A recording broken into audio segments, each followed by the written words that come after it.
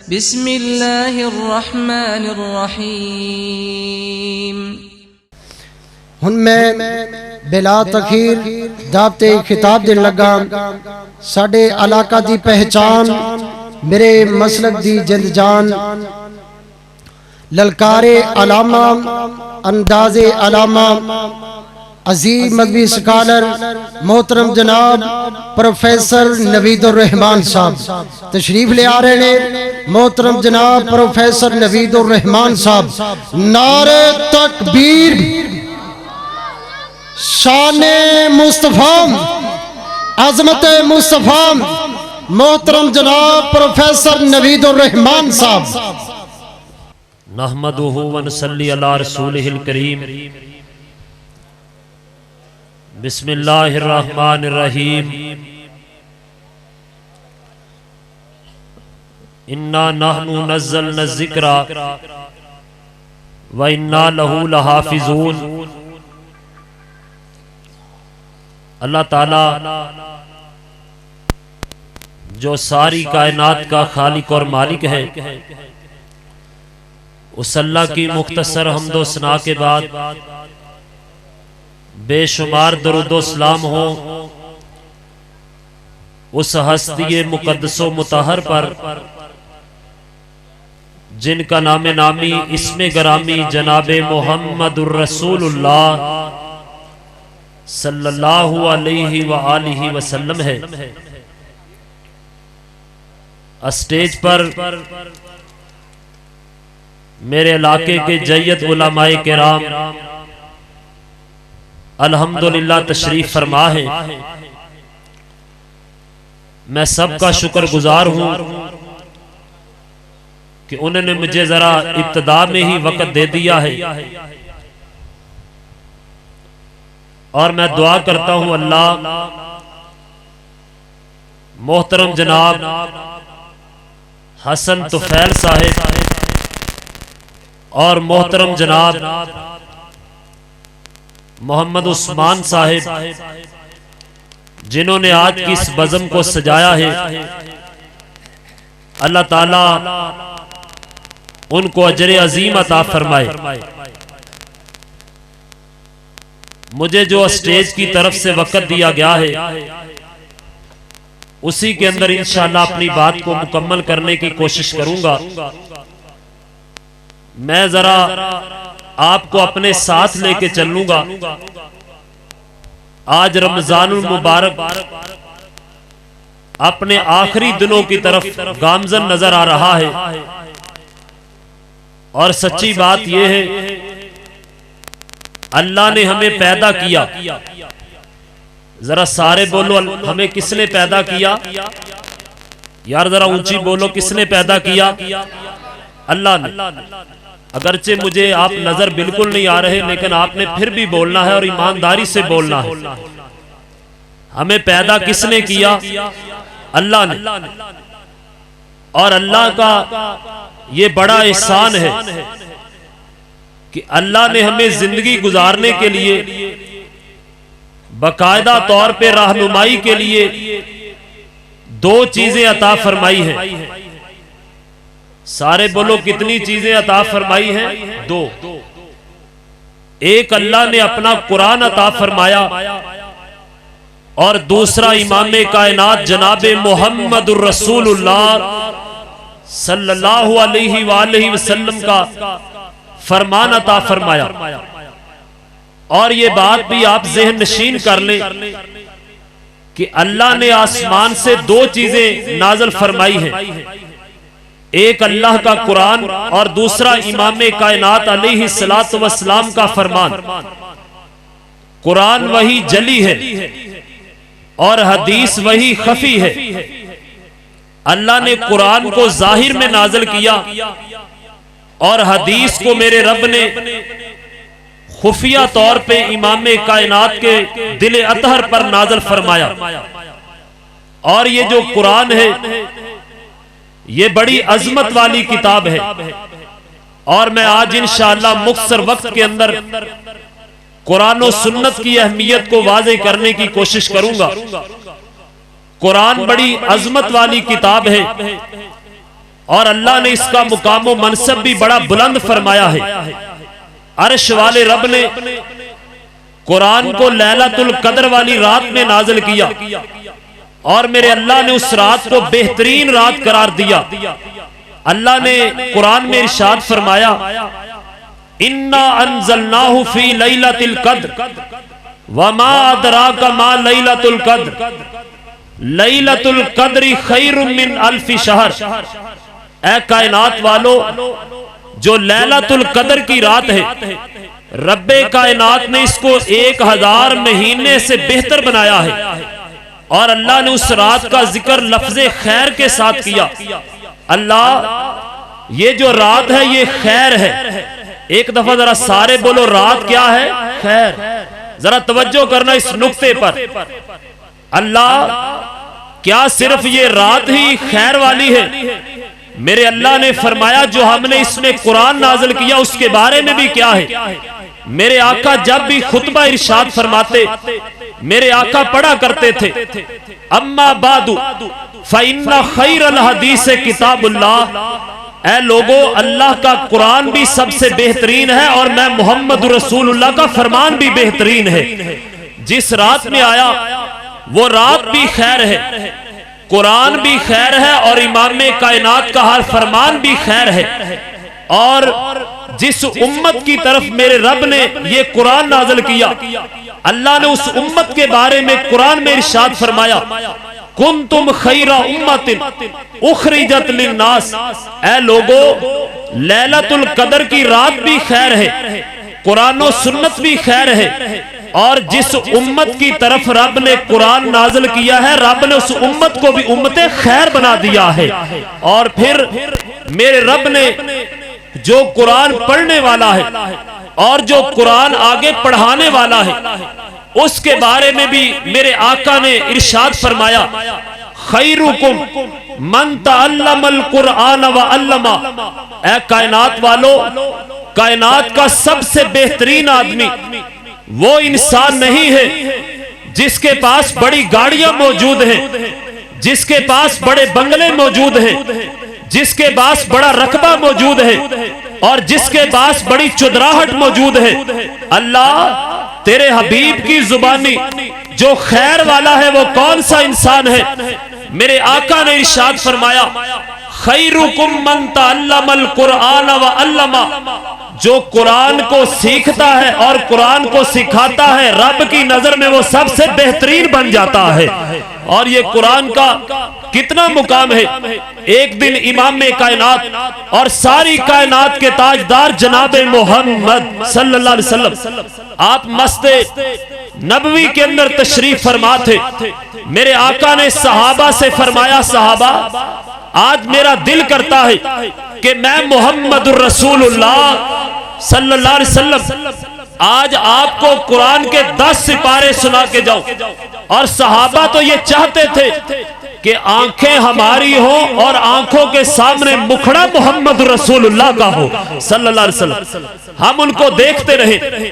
میرے آقا یہ ارشاد فرما کے اپنے حجرہ پاک کے اندر تشریف لے گئے۔ تھوڑی دیر کے بعد میرے آقا آئے اور آقا نے اپنی زبان سے پڑھا قل هو اللہ احد اللہ الصمد لم یلد ولم یولد ولم یکن لہ کفوا احد۔ اور میرے آقا چلے گئے۔ صحابہ نے عرض کیا آقا، آپ کا ہر وعدہ سچا اور پکا ہے، آپ نے تو ہمارے ساتھ وعدہ کیا تھا کہ آپ ہمیں قرآن کے 10 سپارے سنانے والے ہیں۔ میرے آقا نے ارشاد فرمایا صحابہ کان کھول کے میری بات کو سن لو، میری امت کا جو بندہ سورہ اخلاص کی ایک دفعہ تلاوت کر لے گا، سورہ اخلاص کی تلاوت کی وجہ سے میرا اللہ اس کو 10 سپاروں کا ثواب عطا کر دے گا۔ اور قرآن کی یہ عظمت کس قدر ہے کہ قرآن نے اپنا تعارف خود کروایا، اور قرآن کو جب ہم دیکھتے ہیں قرآن اپنا تعارف کرواتا ہے۔ میں نے قرآن سے پوچھا قرآن مجھے یہ تو بتلا کہ تیرا نام کیا ہے؟ قرآن نے خود کہا کاف والقرآن المجید، میرا نام قرآن ہے۔ اور میں نے پوچھا قرآن تجھے رب کی طرف سے لے کے کون آیا ہے؟ قرآن خود بولتا ہے नाज़ल बिहि रूहुल अमीन, अल्लाह ने मुझे जबरील अमीन के जरिए नाज़िल किया है। और कुरान तुझे भेजने वाला कौन है? अर्श वाले रब ने अपने कुरान में इरशाद फरमाया, तंजीलुम मिर रब्बिल आलमीन, ऐ कायनात वालों, कुरान को नाज़िल करने वाला रब्बे कायनात है। और कुरान ये तो बतला तू नुज़ूल से पहले कहां पे था? कुरान कहता है फी लौह महफूज, मैं लौह महफूज में लिखा हुआ था। कुरान तू किस रात में आया है? कुरान खुद कहता है इन्ना अंज़लनाहु फी लैलतिल क़द्र, अल्लाह ने मुझे कदर वाली रात में नाज़िल किया है। और कुरान ये तो बतला तू किसके ऊपर आया है? कुरान खुद ये कहता है नुज़्ज़िला अला मुहम्मद, और कायनात वालों, अर्श वाले रब ने मुझे किसी आम अंबिया में से और किसी आम नबी के सीने पे नाज़िल नहीं किया, बल्कि अर्श वाले रब ने मोहम्मद रसूलुल्लाह के सीने पे मुझे उतारा है। और इसीलिए ये कुरान की अजमत और कुरान का इजाज है कि जो कुरान का एक हरफ पढ़ता है, यार जरा सारे बोलो कितने हरफ पढ़ता है? एक हरफ, एक हरफ पढ़ता है। मेरे आका ने इरशाद फरमाया एक हरफ के बदले में अर्श वाला रब उसको 10 नेकियां अता कर देता है।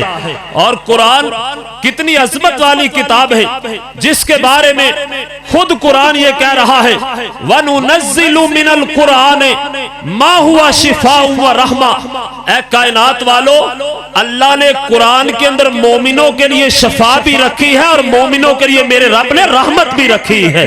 और इसीलिए दो जहानों के इमाम और सारी कायनात के ताजदार जनाबे मोहम्मद सल्लल्लाहु अलैहि वसल्लम, आपने इरशाद फरमाया सहाबा, ये जो कुरान है जहां पर इसको पढ़ा जाता है और कुरान की जहां पर तलावत की जाती है, सहाबा मेरी बात को सुन लो, वहां पे अल्लाह के रहमत के फरिश्ते आ जाते हैं, मेरे रब की तरफ से वहां पे सुकून नाज़िल होता है और फरिश्ते उस मजलिस को घेरे में ले लेते हैं। और जब मजलिस बर्खास्त कुरान वाली हो जाती है, फरिश्ते अल्लाह की बारगाह में हाजिर होते हैं, अल्लाह फलां जगह पर तेरे कुरान की तिलावत करने वाले मौजूद थे और तेरे नबी का फरमान पढ़ने वाले मौजूद थे। अल्लाह पूछता है फरिश्तों, वो कुरान की मजलिस में बैठने वाले मुझसे क्या मांगते थे?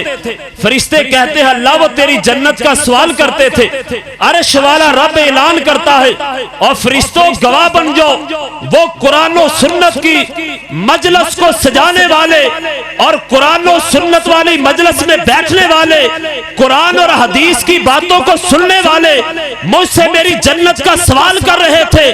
फरिश्तों गवाह बन जाओ, कुरान सुनने सुनाने वालों को रब्बे कायनात ने जन्नतुल फिरदौस का दाखिला अता कर दिया है। और फरिश्ते कहते हैं अल्लाह वो तुझसे तेरी दोज़ख की पनाह तलब करते थे। अल्लाह कहता है फरिश्तों गवाह बन जाओ, वो जो मेरी जहन्नम से पनाह तलब कर रहे थे, मुझे कुरान वाली मजलिस इतनी प्यारी लग रही है, और कुरान की मजलिस में जो बैठने वाले थे, जहां पे मैंने उनको जन्नत का दाखिला अता किया है, वहां पर सारे के सारे जमा होने वालों को रब ने जहन्नम से आजादी अता फरमा दी है। और आओ यही कुरान अगर इसको समझना चाहते हो तो फिर हमें काली कमली वाले आका हजरत मोहम्मदुर रसूलुल्लाह सल्लल्लाहु अलैहि वसल्लम की आपकी सीरत की तरफ देखना पड़ेगा। और ये याद रखो, जब नबी पाक की हदीस का मुताला ना किया जाए तो सारे बोलो कुरान समझ में आ सकता नहीं आ सकता। अल्लाह ने कुरान के अंदर ये फरमाया कि नमाज कायम करो, लेकिन नमाज पढ़ने का तरीका रब ने कुरान में बयान नहीं किया। अल्लाह के इस हुक्म को समझने के लिए नबी कायनात के फरमान को देखना पड़ेगा। अल्लाह ने ज़कात देने का हुक्म दिया, लेकिन ज़कात किन को दी जाएगी कुरान ने बतलाया, लेकिन उसका निसाब क्या है? और नबी कायनात ने फरमाया बैतुल्लाह का हज करने का अल्लाह ने कुरान में हुक्म दिया कि साहिब इस्तात बैतुल्लाह का हज किया करे, लेकिन मेरे नबी ने खुद इरशाद फरमाया खुदू अन्नी मनासिकाकुम, लोगों कायनात के अंदर अल्लाह के उस फरमान को समझने के लिए तुम्हें मैं मोहम्मद सल्लल्लाहु अलैहि वसल्लम हदीस के ऊपर गौर करना पड़ेगा। और ये याद रखिए کہ جب تک نبی پاک کی حدیث کا مطالعہ نہ کیا گیا، سارے اونچی ذرا بول کے بتلانا، کوئی بندہ قرآن کو سمجھ سکتا نہیں سمجھ۔ قرآن سمجھنے کے لیے حدیث کی ضرورت ہے۔ مولانا ابو بکر ریاض یزدانی صاحب اور عبداللطیف عابد صاحب ذرا غور کرنا، اور محترم عثمانی صاحب میری بات پہ ذرا غور کرنا کہ قرآن سمجھنے کے لیے حدیث کی ضرورت ہے، اور پھر سنت کو اپنے سینے سے لگانا پڑے گا۔ اس لیے کہ ہم یہ بات کہتے ہیں کہ رب العالمین کا ہر فرمان اگر تم نے قرآن کی عملی تصویر کو زمین پہ چلتے پھرتے دیکھنا ہے، پھر کسی اور کے چہرے کو دیکھنے کی ضرورت نہیں ہے۔ کالی کملی والے کی ذات اقدس کو دیکھو، رب نے وہ چلتا پھرتا قرآن بنا دیا ہے۔ اور آپ کہیں گے جناب اس کی دلیل کیا ہے؟ میں دلیل رب کے قرآن میں سے پیش کرتا ہوں۔ میرے رب نے قرآن کے اندر ارشاد فرمایا، اے کائنات والو، یہ جو قرآن ہے نا، ھذا کتابنا ینطق علیکم بالحق، اے لوگو قرآن سچی باتیں بولتا ہے۔ یار سارے آپ بھی ایک دفعہ اللہ کو راضی کرنے کے لیے بولو، اللہ کا قرآن سچی باتیں بولتا ہے۔ ناطق ینطق، قرآن سچی باتیں بولتا ہے۔ میرے دل میں خیال آیا، اللہ تو کہتا ہے قرآن سچی باتیں بولتا ہے، لیکن میں نے قرآن کو کبھی بولتے نہیں دیکھا۔ مجھ سے رب نے یہ مسئلہ حل کروایا۔ میں نے دوسرے مقام کی جب تلاوت کی، میرے رب نے یہ ارشاد فرمایا، وَالنَّجْمِ إِذَا هَوَى مَا ضَلَّ صَاحِبُكُمْ وَمَا غَوَى وَمَا يَنطِقُ عَنِ الْهَوَى۔ یہاں پر لفظ جو قرآن کے لیے آیا وہی نبی کائنات کے لیے لفظ آیا، تو بات سمجھ میں کیا آئی؟ اور کائنات کے لوگوں آؤ ذرا رب کے قرآن کی عظمت پہ غور کرنا، اور نبی کائنات کے فرمان کی عظمت پہ ذرا غور کرنا۔ جو لفظ قرآن کے لیے آیا کہ قرآن سچی باتیں بولتا ہے، وہی میرے نبی کے لیے لفظ بولا گیا۔ اللہ تیری منشا اور مراد کیا ہے؟ میرا رب یہ بات سمجھانا چاہتا ہے، لوگوں اگر تم نے قرآن کو کتابی صورت میں دیکھنا ہے، مسجد کی الماری میں پڑے قرآن کو دیکھو، اور اگر تم نے چلتا پھرتا قرآن دیکھنا ہے تو محمد رسول اللہ کو دیکھو۔ وہ چلتا پھرتا قرآن کی تصویر تھا۔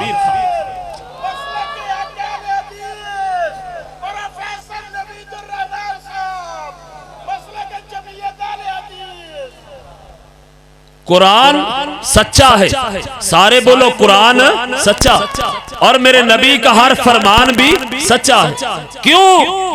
ہمارا تو یہ عقیدہ ہے اور میرا یہ مسلک ہے، کائنات والوں، کائنات کے اندر ہر بڑے چھوٹے کی بات غلط ہو سکتی ہے، کسی مولوی کا فتویٰ غلط ہو سکتا ہے، کسی پیر کا فتویٰ غلط ہو سکتا ہے، کسی فقیہ کی فقاہت میں فرق پڑ سکتا ہے، لیکن رب اکبر کی قسم ہے جو رب کے قرآن میں آیا ہے، جو نبی کے فرمان میں آیا ہے، رب نے قرآن کا ہر حرف بھی سچا بنایا ہے، اور نبی کائنات کا ہر فرمان بھی رب نے سچا بنایا ہے۔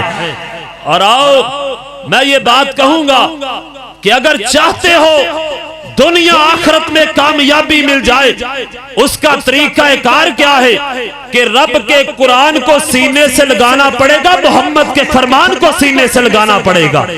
اور صحابہ اکرام کا یہی طریقہ کار تھا، جہاں پہ اللہ کا قرآن آ جائے، سارے ذرا اونچی بولو، جہاں پہ اللہ کا قرآن آ جائے، اور دو جہانوں کے امام جناب محمد صلی اللہ علیہ وسلم، آپ کا جہاں پہ فرمان آ جائے وہاں پہ پھر چونچ راں کرنے کی کوئی ضرورت نہیں ہے۔ کالو سمینا واسینا، ہم نے سنا اور نافرمانی کی، یہ والا وتیرہ نہیں ہونا چاہیے، بلکہ ایمان کا تقاضا یہ ہے، ہم نے کہنا یہ ہے، کالو سمینا واتانا، ہم نے سن لیا ہے اور ہم نے مان لیا ہے، ہم نے سن لیا ہے اور ہم نے مان لیا ہے۔ صدیقی صاحب آگئے ہیں، لگتا ہے میرا وقت پورا، بس بات ختم کرنے لگا ہوں، 2-3 مثالیں بس دینے لگا ہوں۔ جب اللہ کا قرآن آ جائے اور امام کائنات حضرت محمد صلی اللہ علیہ وسلم، آپ کا پیارا نام اور آپ کا فرمان آ جائے، وہاں پر ہم نے چوں چرا نہیں کرنی بلکہ اللہ کے قرآن کی بات کو بھی ماننا ہے اور نبی کائنات کے فرمان کو بھی ماننا ہے. اور صحابہ کرام کا بھی طریقہ یہی تھا. جہاں پہ نبی پاک کا فرمان آ گیا وہاں پر انہوں نے اپنی آنکھوں کو بند کر لیا. اور ایک بات یہ سن لو، دین وہی ہے، شریعت وہی ہے جو میرے پاک پیغمبر کی پاکیزہ زبان سے نکلی ہے. جو بات میرے آقا کی زبان سے نہیں نکلی سارے بولو وہ شریعت بن سکتی نہیں. اس کی دلیل کیا ہے؟ صحیح مسلم. ایک دن امام کائنات علیہ السلام اپنے صحابہ کے ساتھ ایک جگہ پہ تشریف فرما تھے. انسانی شکل میں جبریل آئے اور جبریل نے آ کے کہا اللہ کے رسول مجھے آپ بتلائیے کہ اسلام کیا ہے. میرے نبی نے ارشاد فرمایا کہ اسلام 5 چیزوں کا نام ہے. اس نے کہا آپ نے سچ کہا، بات کو مختصر کرو. پھر اس نے کہا مجھے بتلائیے کہ ایمان کیا ہے. میرے نبی نے 6 چیزوں کو گنوایا. اس نے کہا آپ نے سچ کہا، آپ نے ٹھیک کہا. صحابہ بڑے پریشان ہوئے کہ سوال بھی خود کرتا ہے تصدیق بھی خود کر رہا ہے، یہ کیسا آدمی ہے؟ سوال بھی کرتا ہے تصدیق بھی کرتا ہے. اس نے پھر تیسرا سوال کیا اللہ کے رسول مجھے بتلائیے کہ احسان کیا ہوتا ہے. میرے نبی نے یہ ارشاد فرمایا کہ تو اللہ کی اس طرح عبادت کر کہ جیسے تو اپنے رب کو اپنے سامنے دیکھ رہا ہے. اگر اتنا تیری عبادت میں خشوع و خضوع نہ بنے تو تیرے دل میں یہ خیال ضرور ہو کہ میرا اللہ مجھے دیکھ رہا ہے. اس نے کہا آپ نے سچ کہا ہے. اس نے چوتھا اور آخری سوال یہ کیا حبیب آپ یہ بتلائیے کہ قیامت کب آئے گی. میرے نبی نے ارشاد فرمایا میں بھی اتنا ہی جانتا ہوں جتنا سوال کرنے والا جانتا ہے، لیکن میں اس کی تجھے نشانیاں بتلا دیتا ہوں. قیامت کی نشانیاں یہ ہیں کہ ننگے بدن، ننگے پیر اور بکریوں کے چرواہے بڑی اونچی اونچی اور بڑی بڑی بلڈنگیں بنانے میں فخر محسوس کریں گے.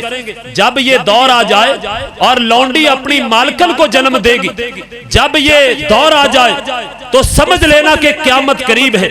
اس نے یہ بات کہی اور چلا گیا. میرے نبی نے صحابہ سے پوچھا، صحابہ اور خصوصاً حضرت عمر فاروق سے پوچھا عمر بتلاؤ کہ یہ کون تھا، یہ کیا سکھلانے آیا تھا. آپ نے کہا اللہ جانتا ہے یا اس کا رسول جانتا ہے. آپ نے فرمایا صحابہ یہ جبریل تھا اور تمہیں یہ تمہارا دین سکھانے آیا تھا. یہاں پر ایک نقطے کی بات جو سمجھانا چاہتا ہوں وہ یہ ہے کہ جبریل انسانی شکل میں آیا. یار سارے بولو جبریل کس شکل میں آیا؟ انسانی شکل. اور سننے والے صحابہ بھی انسان. اب ڈائریکٹ جبریل صحابہ کے ساتھ کلام کیوں نہیں کر رہا؟ میں تو عظیم بھٹی صاحب ایک ہی بات سمجھا ہوں، جبریل آ کے ڈائریکٹ صحابہ سے بات کر سکتا تھا لیکن جبریل نے آ کے بات کیوں نہیں کی؟ اس لیے کہ جبریل بھی یہ عقیدہ رکھتا ہے میری بات بھی اس وقت تک شریعت نہیں بن سکتی جب تک اس پہ محمدی مہر نہ لگ جائے. اور جبریل نے چاروں سوال میرے آقا کی زبان سے کہلوا کے ثابت کر دیا شریعت کسی کا ذاتی قول فعل نہیں ہو سکتا. شریعت رب کے قرآن کا نام ہے اور شریعت اگر بن سکتی ہے تو محمد رسول اللہ کی زبان سے نکلنے والی بات بن سکتی ہے. اور ایک بات اور سن لو، ایک دفعہ کالو سمینا واتانا، ہم نے سن لیا اور ہم نے مان لیا. مصور کھینچ وہ نقشہ جس میں یہ صفائی ہو، ادھر فرمانے محمد ہو ادھر گردن جھکائی ہو. یہ ہمارا عقیدہ ہونا چاہیے. ایک دفعہ نا حضرت عمر فاروق سب کو رضی اللہ تعالیٰ عنہ. کون عمر؟ 25 لاکھ مربع میل پر حکمرانی کرنے والا عمر فاروق. اور وہ عمر جس کے بارے میں اپنے جذبات کا علماء کرام کی موجودگی میں اظہار کرنا چاہتا ہوں. میرا عمر کتنی عظمت والا ہے اور جنگل بیابان کے اندر آج یہاں پر گلدستے کی صورت میں بیٹھنے والوں میرے جذبات کو سن کے جانا. ابو بکر صدیق آئے میرے نبی کے مرید بن کے آئے. حضرت عثمان آئے میرے نبی کے مرید بن کے آئے. حضرت علی آئے میرے نبی کے مرید بن کے آئے، طلحہ زبیر آئے میرے نبی کے مرید بن کے آئے، سعد اور سعید آئے میرے نبی کے مرید بن کے آئے، لیکن عمر تیری عظمت کو کیا بیان کروں، تو میرے نبی کا مرید بھی بن کے آیا ہے، اور عمر تو میرے مصطفیٰ کی مراد بھی بن کے آیا ہے۔ اور کیا ان کی عظمت کو بیان کریں۔ ایک دفعہ ان کے پاس ایک آدمی آیا، آ کے کہنے لگا عمر رضی اللہ تعالیٰ عنہ میں ایک مسئلہ پوچھنا چاہتا ہوں۔ آپ نے فرمایا کیا مسئلہ پوچھنا چاہتے ہو؟ کہتا ہے میں نے دو جہانوں کے امام جناب محمد صلی اللہ علیہ وسلم آپ سے سنا تھا کہ یہاں سے ادھر دیکھنا ذرا، یہاں سے جس کا ہاتھ کوئی کاٹ دے اس کی دیت کتنی ہے؟ 50 اونٹ۔ لیکن عمر یہ بتلاؤ اگر کسی کا انگوٹھا کٹ جائے تو اس کی دیت کتنی ہوگی؟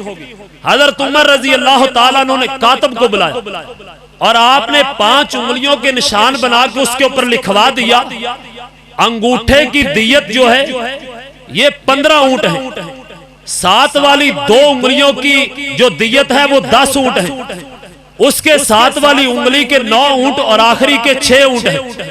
آپ نے یہ اپنا فتویٰ لکھ کر 25 لاکھ مربع میل کی عدالتوں کے اندر بھجوا دیا۔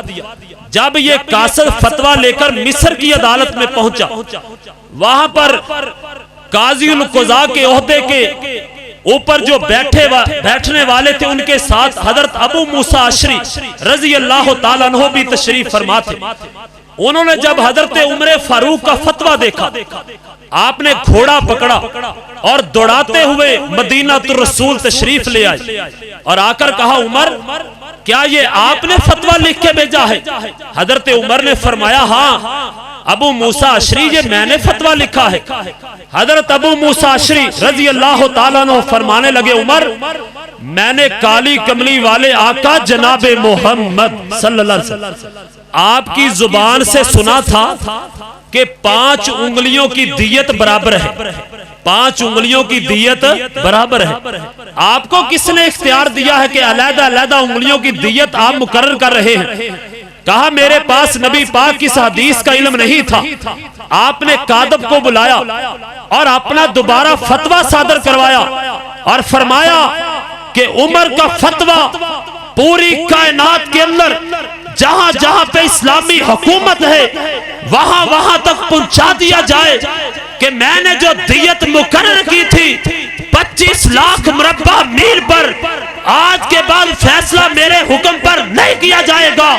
25 لاکھ مربع میل پر اگر آج کے بعد فیصلہ کیا جائے گا تو محمد کی سنت کے مطابق کیا جائے گا اور کسی کے فتوے پر نہیں کیا جائے گا۔ اور میرا یہ دل کرتا ہے اپنے علماء کرام کی موجودگی میں آخری بات یہ بھی تمہیں سنا دوں۔ لوگوں ہم تو یہ بات کہتے ہیں، ہم تمہیں ان کی طرف نہیں بلاتے جو لوگ ادھر ادھر کی باتیں کرنے والے ہیں، ہم تو تمہیں اللہ کے قرآن کی دعوت دیتے ہیں اور امام کائنات کے سچے فرمان کی دعوت دیتے ہیں، اور یہی 2 چیزیں ہمارے لیے کافی ہیں۔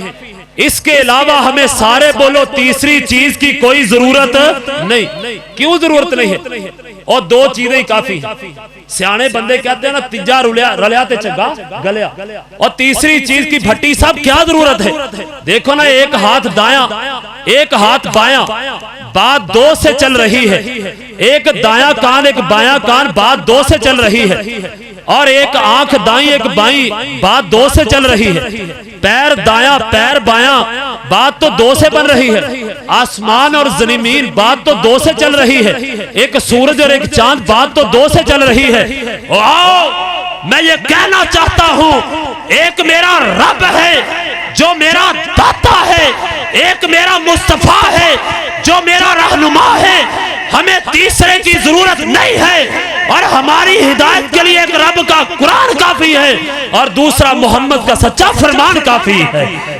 اور کیا کہیں، ہمیں تو جب سے امام کائنات کا چہرہ آنکھوں میں بسا لیا ہے، سارے بولو اس کا چہرہ چھوڑ کے کسی اور کے چہرے کو دیکھنے کی ضرورت ہے؟